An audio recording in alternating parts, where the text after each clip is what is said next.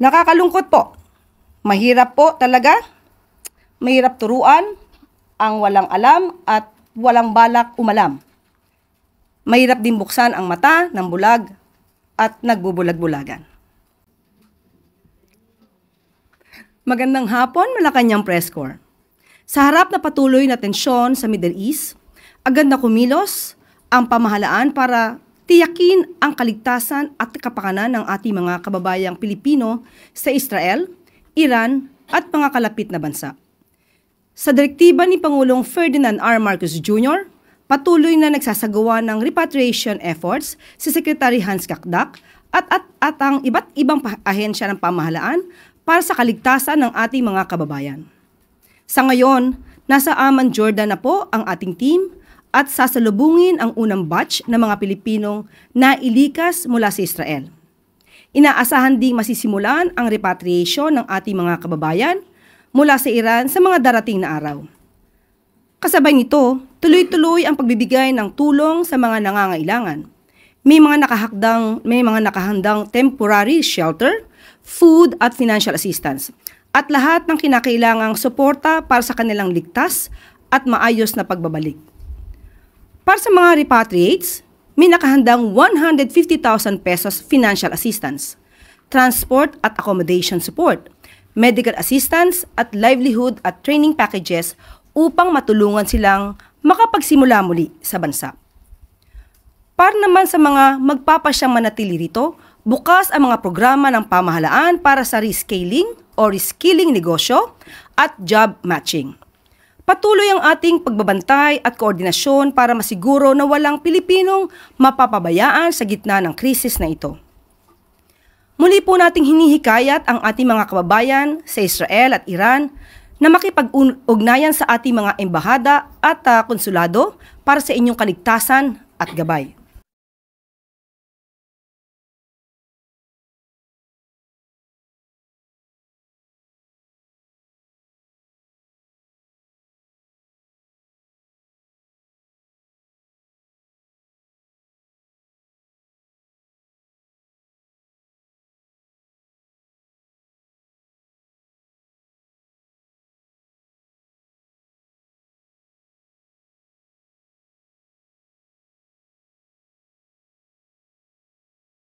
Maraming salamat, Pangulong Bongbong Marcos Jr.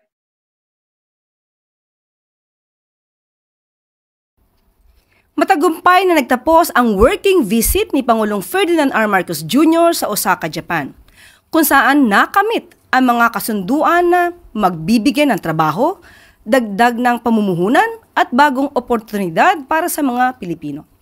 Sa World Expo 2025, ipinagmalaki ng Pangulo ang Philippine Pavilion na nagtatampok sa kultura, inobasyon at pangakong paunlarin ang turismo at negosyo sa bansa. Kasama sa mga naging bunga ng biyahe ang Waste to Energy Project ng Candanevia Corporation at Pileco na magbibigay ng malinis na enerhiya at trabaho sa Maynila. Sa Cebu naman, sisimulang ng Tonisiac Group na ang pagpapagawa ng kauna-unahang methanol dual-fueled Kamsarmax bulk carrier na magpapaangat sa Pilipinas sa larangan ng green shipping. Nakipagpulong din ang Pangulo sa tourism leaders ng Japan para palakasin ang turismo at lumikha ng mas maraming trabaho. Tinalakay rin kasama ang Japan Aerospace Exploration Agency ang mga malalim na pagtutulungan sa space technology para sa disaster monitoring at tulong sa ating mga magsasaka. At sa kanyang pakikipagkita sa Filipino community sa Osaka, pinasalamatan ng Pangulo ang kanilang sipag at giting na nagbibigay ng karangalan sa Pilipinas. Iyan po ang naging bunga ng biyahe ng Pangulo, mahakbang para sa bagong Pilipinas na may mas maraming trabaho, negosyo at oportunidad para sa bawat Pilipino.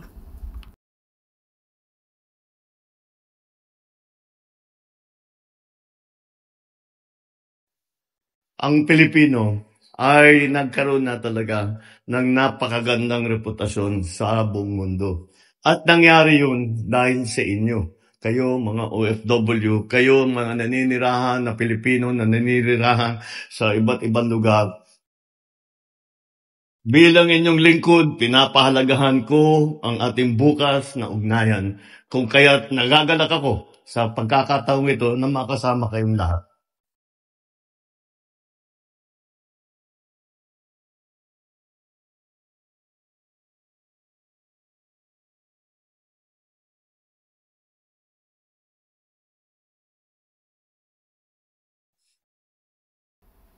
Ngayong araw, nagtungo si Pangulong Ferdinand R. Marcos Jr. sa Marawi City upang personal na tignan ang kalagayan ng mga pangunahing proyekto para sa patuloy na pagbangon ng lungsod.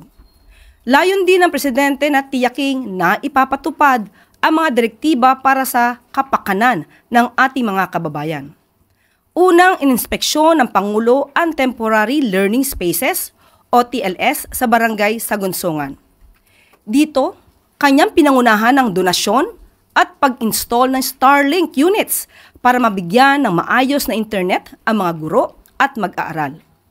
Nagbigay din ang Office of the President ng school bags at school supplies sa mga estudyante. Ipinag-utos naman ng Pangulo na tiyakin ang kalinisan at kaligtasan ng mga paaralan at pabilisin ang rehabilitasyon ng mga permanenteng paaralan sa tulong ng DepEd, DPWH at DILG. Sunod niyang binisita ang Marawi Dansalan Integrated School, kung saan ipinag-utos ng Pangulo ang agarang pagkumpleto ng kuryente, tubig at mga kinakailangang pasilidad para maisagawa na ang paglilipat ng mga mag-aaral mula TLS. Binilinan niya ang DepEd at DPWH na tayakin ang mabilis na pagtugon sa mga pangangailangan ng paaralan. Sa Marawi City General Hospital naman, masaya pong iniulat ng Pangulo na mayroon ng kuryente ang ospital. Ang natitirang direktiba niya ay tiyakin na makumpleto na ang paglalagay ng tubig para sa agad na balik operasyon ng ospital at makapagsilbi na ito sa ating mga kababayan sa Marawi at mga karatig lugar. Tinignan din ng Pangulo ang Port of Marawi, kung saan inatasan niya ang DOTR at PPA na pabilisin ang pagbabukas ng mga pantalan para mapabuti ang biyahe ng mga pasahero at transportasyon ng mga produkto. Kanyang binigyan diin ang pangangailangan na tiyakin ang supply ng tubig sa lugar sa tulong ng OPAMRDA or rather OPAMR at LUWA. Sa pagtatapos ng kanyang pagbisita, nakipagpulong ang Pangulo sa mga sundalo ng 103rd Infantry Brigade at tiniyak ang pagsuporta sa kanilang mga pangangailangan. Kabilang na ang planong pagtatayo ng multipurpose building at barracks at pagbili ng garbage trucks. Lahat ng ito ay patunay ng determinasyon ng Pangulo na muling itayo ang Marawi bilang isang mas ligtas at mas maunlad na komunidad. Tuloy-tuloy po ang suporta ng pamahalaan sa pagbangon ng ating mga kababayan. Salamat po kay PBBM sa pagbigay po ng Starlink Internet access sa aming school, lalo na sa aming kapwa-guro sa Angoyo National High School. Ito ay malaking tulong sa aming mga mag-aaral. Kasi remote area po kami, far lang. Yung mga anak namin doon, hindi masyadong maka-research sa mga lesson nila. Maraming salamat, lalo po kay Pangulong Ferdinand Marcos. Ito po ay makatulong sa amin. So we are very thankful to our beloved President Bongbong Marcos for the donation that he has given to our school. With the learners of 241. Maraming tulong ito sa mga estudyante. At maaari na po tayong tumanggap ng inyong mga katanungan. For the first question, Ms. Clay Pardilla from PTV4. Magandang hapon po, Yusek. Vice President Duterte questioned our national debt. Ang sabi niya po, bakit 16 trillion pesos ang utang, pero walang nakikita. Dapat kapag may inutang, may nakikita. VP also expressed frustration po over the San Juanico Bridge being promoted as a tourist spot. Hindi daw po ito dapat tourist spot. How does Malacanang respond to this? Thank you po. May kasabihan nga tayo, ang hindi marunong tumingin sa pinanggalingan. Hindi talaga malalaman ang katotohanan. Okay, ang tandaan po natin, ang utang na 16 trillion ay kabuuang utang ng gobyerno simula pa noong mga nakaraang administrasyon. At tatandaan din po natin ng ang administrasyon ni dating Pangulong Duterte, ang naitalang may pinakamataas na naging utang na umabot ng 12.79 trillion as of June 2022. At solong utang po ng Administrasyong Duterte ay umaabot po sa 6.84 trillion as of June 2022 at nagkaroon ng increase ng 115.1% sa pagkakautang.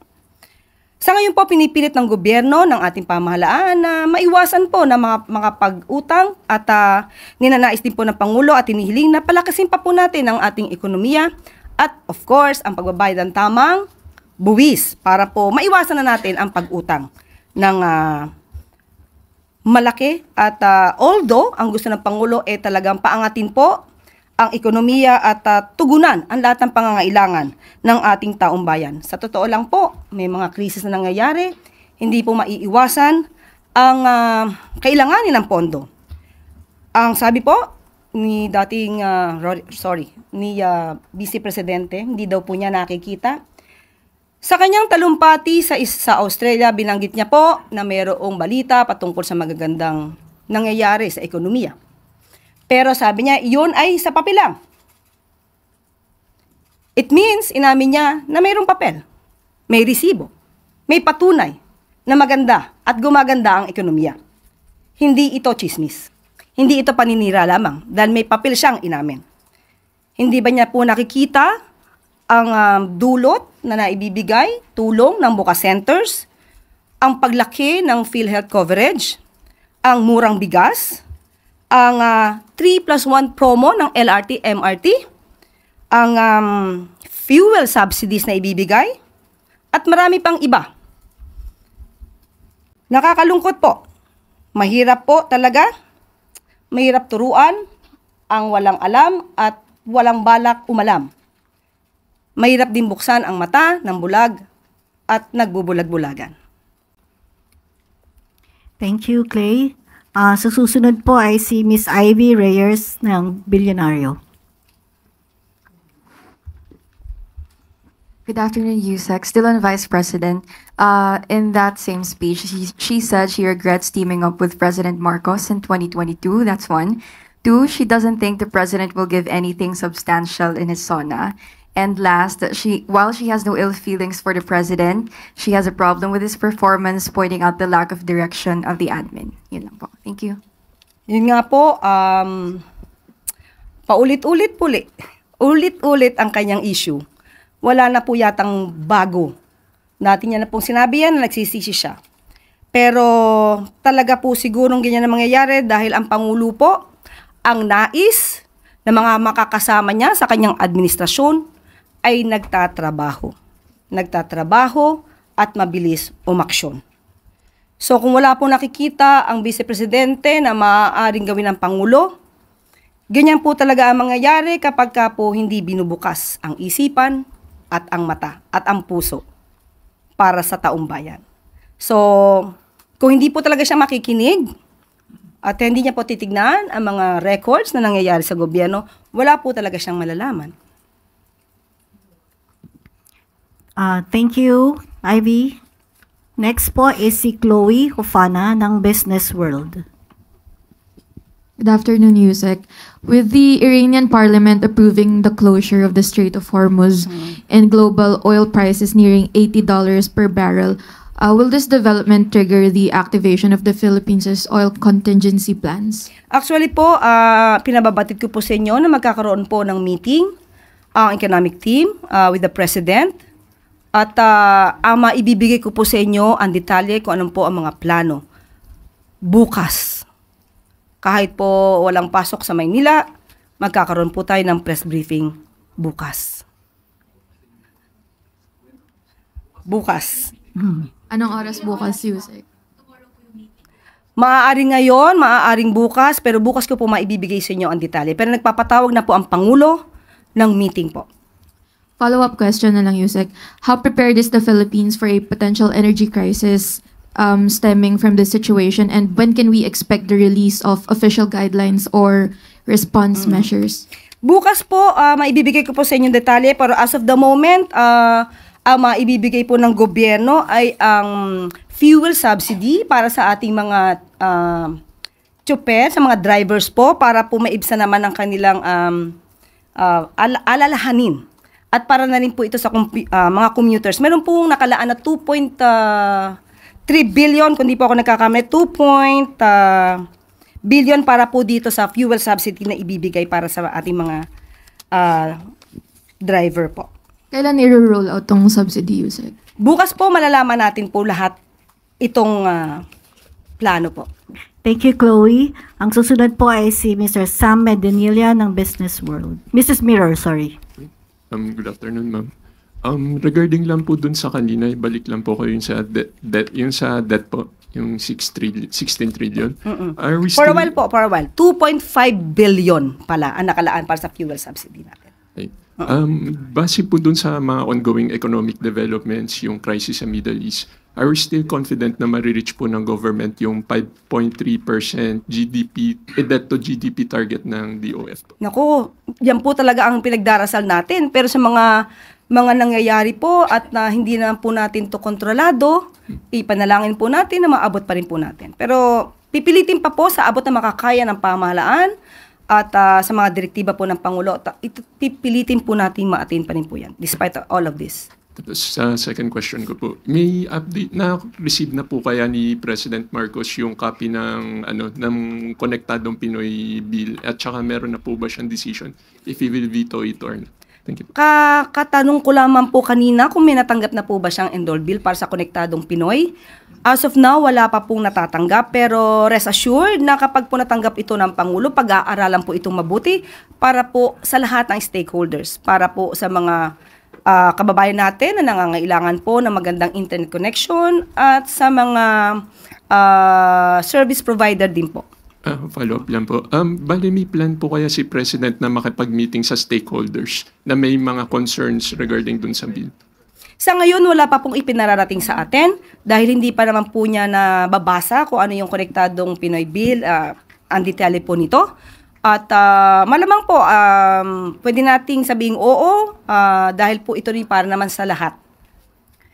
Thank you, Sam. Next will be Ann Soberano, Bombo Radyo.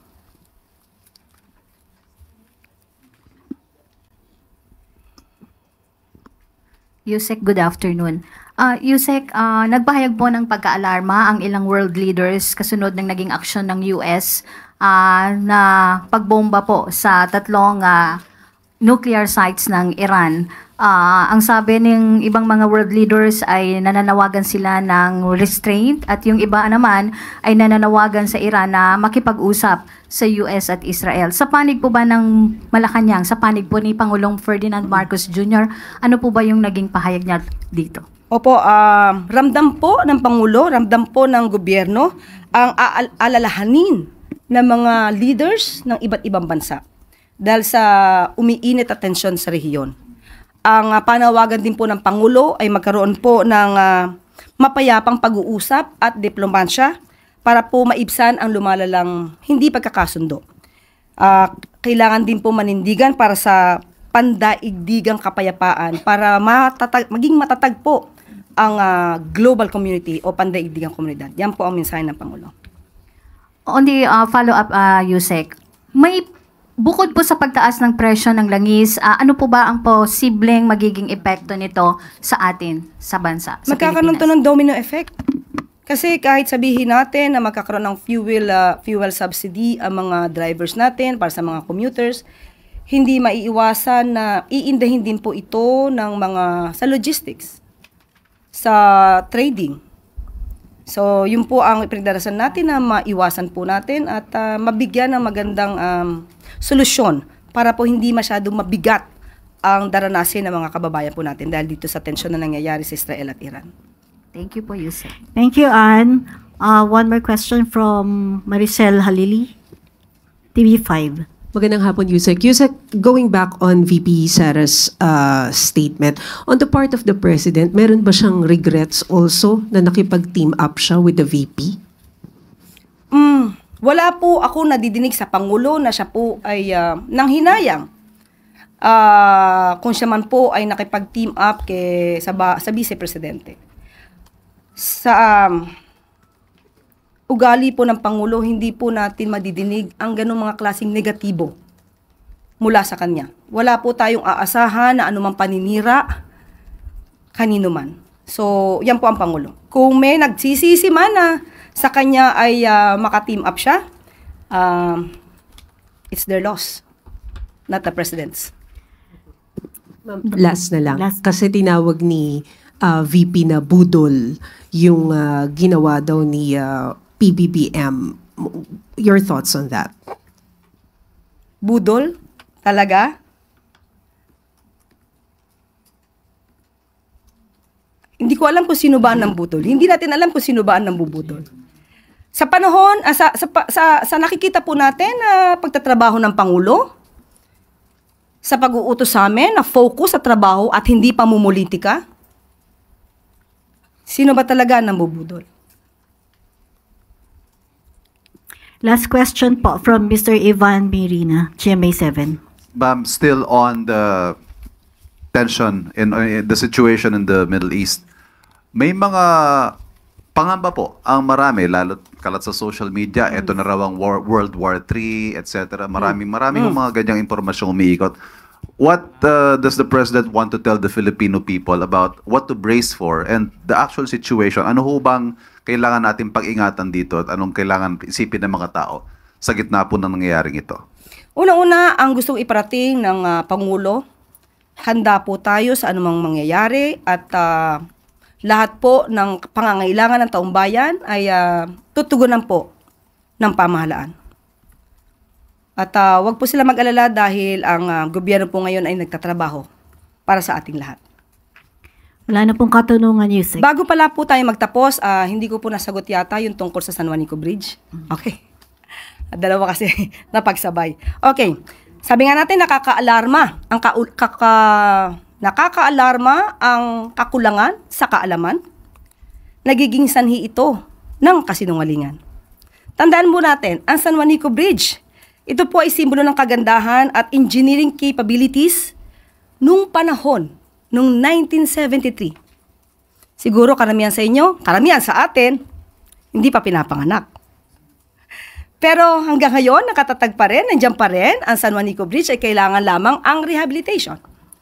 At tandaan po natin, hindi po sa sukat o haba or iksi o haba ng tulay, masasabi mo na ang isang tulay ay dapat gawing tourist spot. Tandaan natin, ang San Juanico Bridge ay mayroong 2.16 kilometers na haba. Ang Golden Gate ay mayroong 2.7 kilometers. Pero ang Golden Gate sa San Francisco ay tourist spot. At pati yung El Marco Bridge na pinakamaiksing tulay na may sukat na 6 meters ay tinatawag ding tourist spot. Ang masakit lang, kapwa natin Pinoy, ibinabagsak ang turismo ng bayan, inaangat ang turismo ng ibang bansa. Samantalang ang Pangulo kagagaling lamang sa Japan para palakasin ang turismo ng ating bansa. Maraming salamat, Yusek Claire. Maraming salamat, MPC. At bago tayo magtapos, Department of Health, may 1,800 job vacancies para sa mga naghahanap ng trabaho. Inaanyayahan ng DOH sa mga job seekers na mag-apply sa kanilang malawakang job fair na nagsisimula ngayong araw hanggang June 27. Ang mga job fairs ay matatagpuan sa mga sumusunod na lugar sa Luzon, Visayas at Mindanao.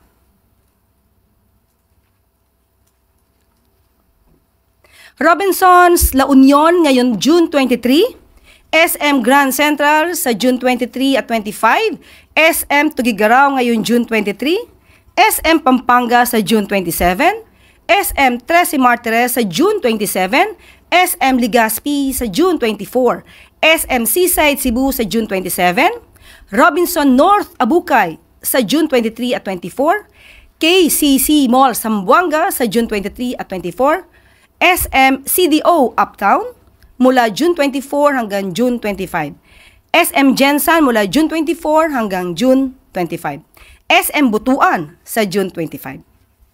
Paalala ng DOH, pwedeng mag-apply sa iba't ibang rehiyon sa buong bansa. Nag-abiso rin ito sa mga job seekers na siguruhing kumpleto ang kanilang requirements bago pumunta sa job fairs. O ano na? Apply na! Sa bagong Pilipinas, may bagong trabaho, sigurado sa gobyerno. So, ang hinihintay niyo po, go ahead. Sugod na. Sakay na. Thank you, Yusek. Thank you, Malacanang Press.